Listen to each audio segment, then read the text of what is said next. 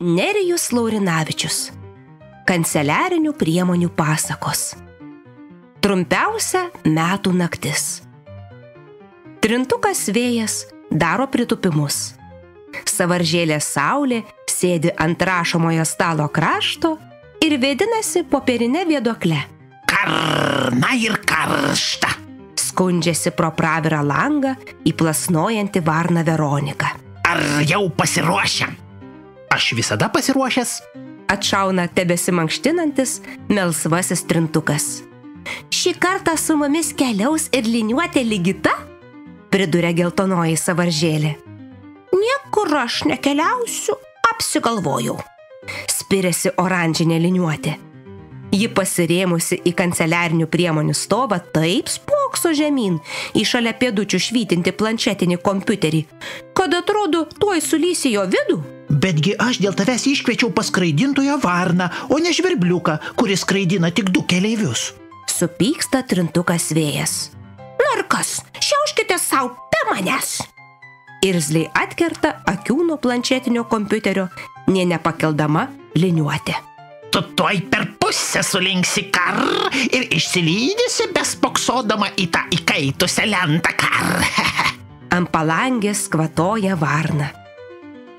Praeitą kartą žadėjote ir mane pasiimti kartu.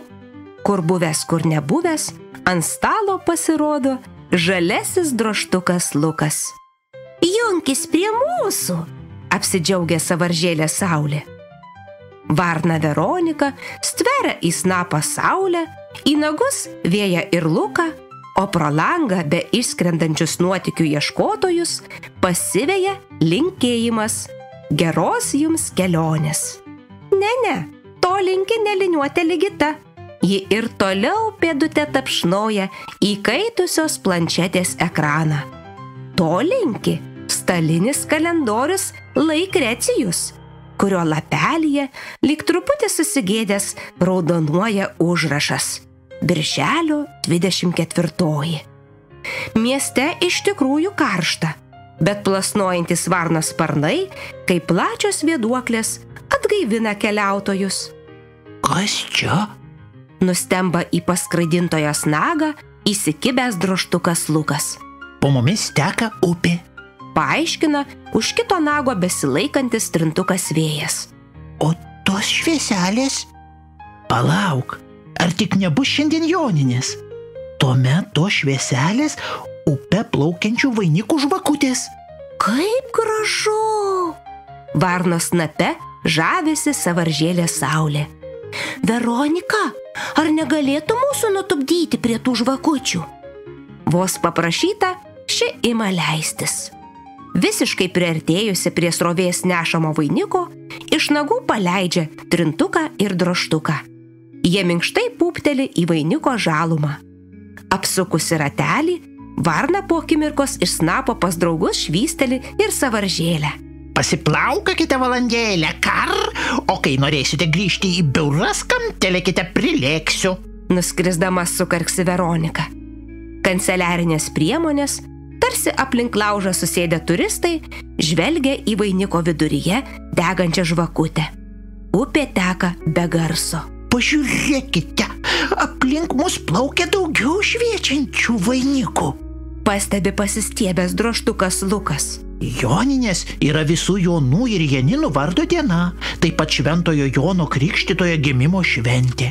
Kalendoriaus Laikrecijos pasakojimą prisimena trintukas vėjas. O kodėl ši naktis tokia išblukusi? Stebisi į vainiko lapelius atsilošusi sąvaržėlė saulė. Turbūt iš lėto švinta, nes tai pati trumpiausia metų naktis. Svarsto vėjas. Upės srovė vis stiprėja, vainikai sukasi ratu. Karuselis!